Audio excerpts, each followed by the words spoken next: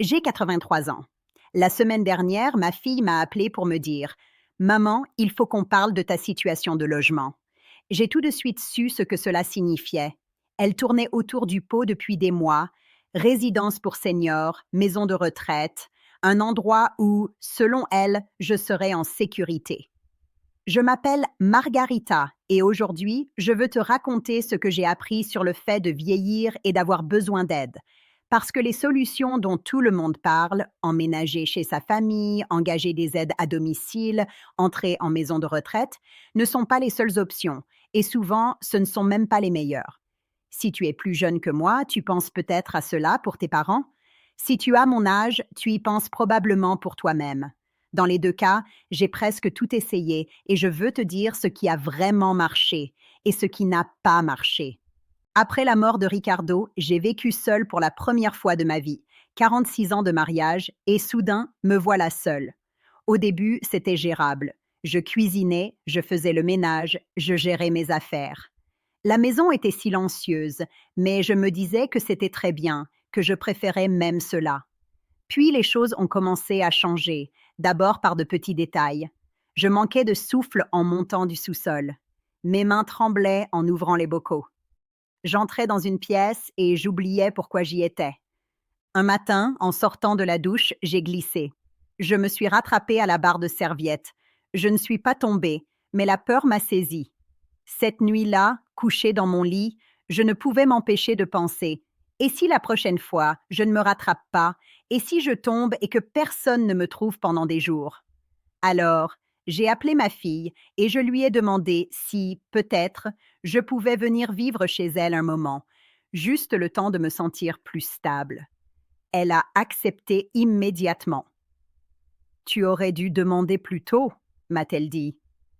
Son mari a été gentil et mes petits-enfants semblaient contents. La première semaine a été agréable. Des dîners en famille, des conversations, le sentiment que quelqu'un se souciait de moi à nouveau. Mais bientôt, la réalité s'est imposée. Ma fille et son mari travaillaient, les petits-enfants avaient l'école, des activités, des amis. À la deuxième semaine, je passais la plupart de mes journées seule dans leur maison, comme chez moi, mais dans l'espace de quelqu'un d'autre. Les petites frictions ont commencé. Maman, est-ce que tu pourrais mettre moins de sel? C'est pour ta tension? Maman, est-ce que tu pourrais baisser le volume de la télé? Les enfants font leurs devoirs. Maman, on sort samedi. Tu seras bien ici toute seule, hein? Ils n'étaient pas cruels. Ils vivaient simplement leur vie et j'étais sur leur chemin. Un après-midi, j'ai entendu ma fille au téléphone avec sa sœur. Je sais que c'est la bonne chose à faire, mais franchement, c'est épuisant. Je ne peux même pas aller au magasin sans m'inquiéter pour elle. Je n'étais pas censée entendre ça, mais je l'ai entendu et j'ai compris quelque chose. Vivre avec sa famille ne rend pas moins seul. Parfois, la solitude est pire parce que tu es entouré de gens et pourtant, tu te sens invisible.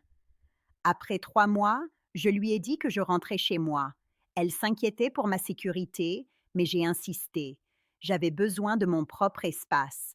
J'avais besoin de cesser de me sentir un fardeau. De retour chez moi, j'ai ressenti un soulagement, mais aussi le poids de tout ce que je ne pouvais plus faire. Les escaliers devenaient de plus en plus difficiles. Cuisiner m'épuisait. Je faisais tomber des choses. J'oubliais des détails. Un après-midi, en essayant de changer une ampoule, mes mains ont tremblé si fort que j'ai dû abandonner. Là, debout dans ma cuisine avec cette ampoule grillée à la main, j'ai pensé: c'est comme ça que ça arrive. C'est comme ça qu'on cesse de pouvoir se débrouiller seul. J'ai décidé de chercher de l'aide. J'ai engagé une femme pour venir quelques fois par semaine, faire le ménage, cuisiner, faire les courses. La première s'appelait Patricia, une femme agréable d'une 50aine d'années, efficace. Au début, c'était étrange d'avoir une inconnue chez moi qui touchait à mes affaires, réorganisait ma cuisine, mais je me suis adaptée et ça a marché un temps. Puis, les factures ont commencé à arriver. Même une aide à temps partiel coûtait 3 000 $ par mois. Ma retraite couvrait à peine un tiers de cette somme. J'avais des économies, mais les voir fondre mois après mois n'était pas viable. Et il y avait d'autres problèmes, Des petites choses qui s'accumulaient. J'aime laver la vaisselle juste après les repas. Patricia préférait attendre. J'aime que mes serviettes soient pliées d'une certaine manière. Elle avait sa propre méthode. Des détails, mais ils m'agaçaient parce que c'était ma maison. Et soudain, je m'adaptais aux préférences de quelqu'un d'autre dans mon propre foyer. Puis, Patricia est partie.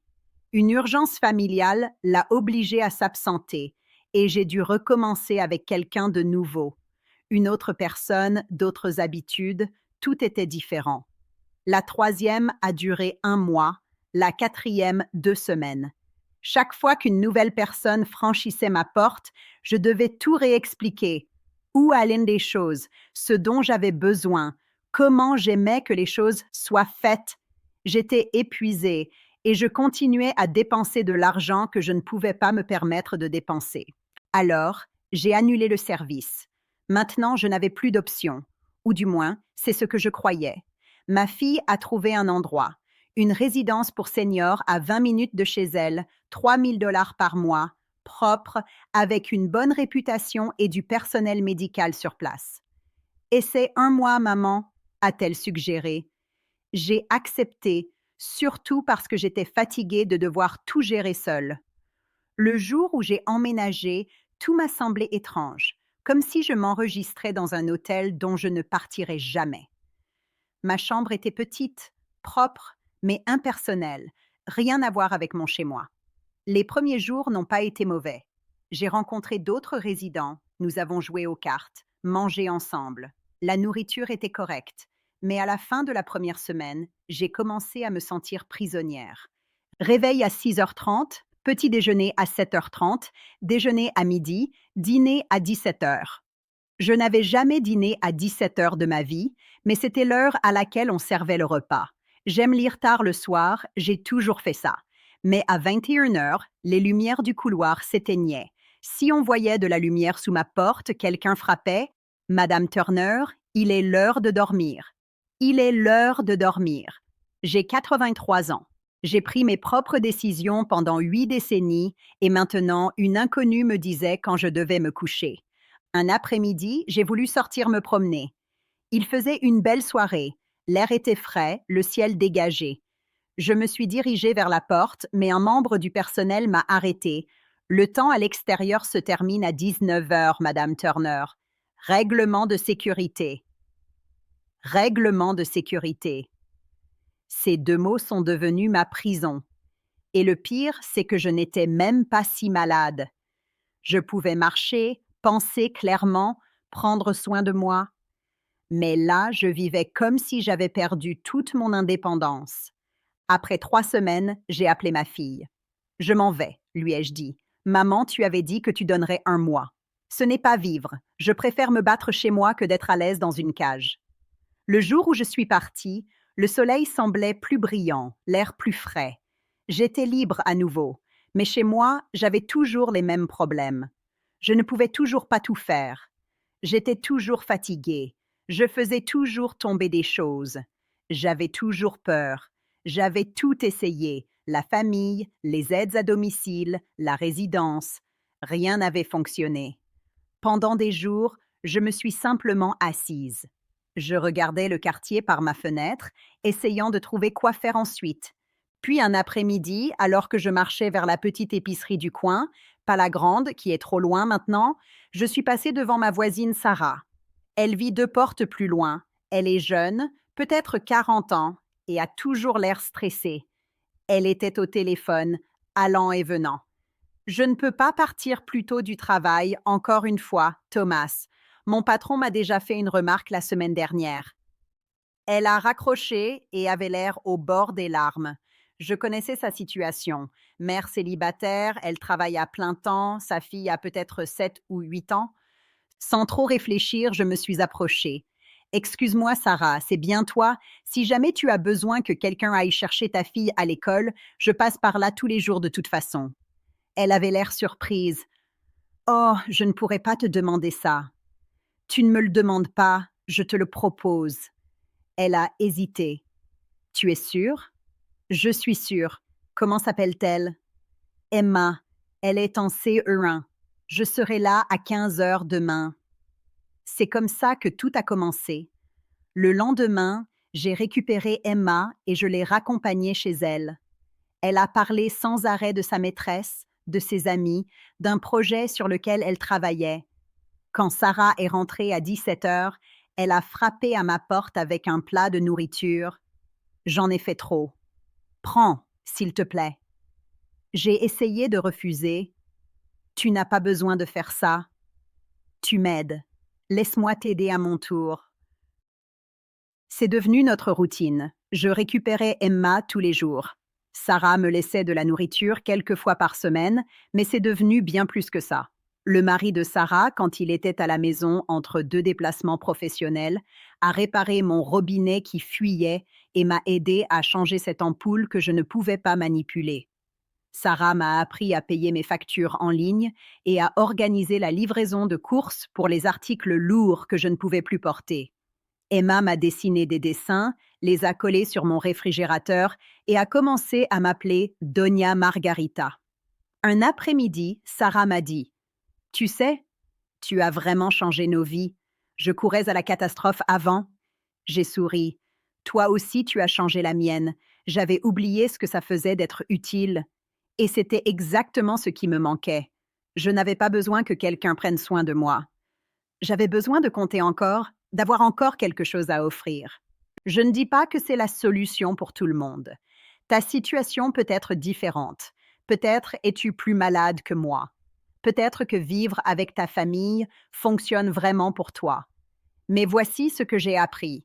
Tu n'as pas à choisir entre une indépendance totale et une dépendance totale. Il y a un espace entre les deux. Tu peux accepter de l'aide sans renoncer au contrôle. Tu peux contribuer sans t'épuiser. La communauté compte plus que l'argent. J'ai dépensé des milliers de dollars en aide à domicile et je me sentais toujours seule. Maintenant, je dépense presque rien et je me sens plus connectée que depuis des années.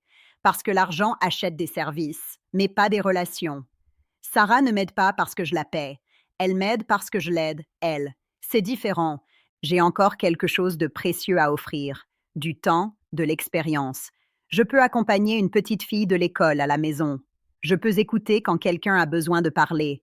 L'âge ne te rend pas inutile. Il change simplement ce que tu as à donner. J'ai 83 ans, je vis seule, mais je ne suis pas seule.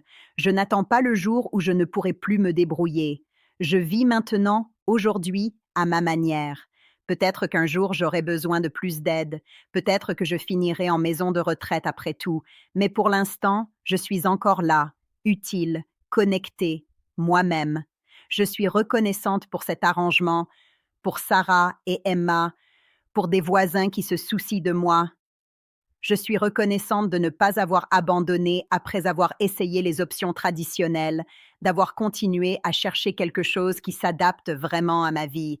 Merci de t'être assis avec moi, d'avoir écouté une vieille dame découvrir comment vieillir sans disparaître. Si tu veux te rasseoir avec moi, je serai là, à travailler dessus, à trouver mon chemin. Prends soin de toi, quelle que soit la manière dont cela se présente pour toi.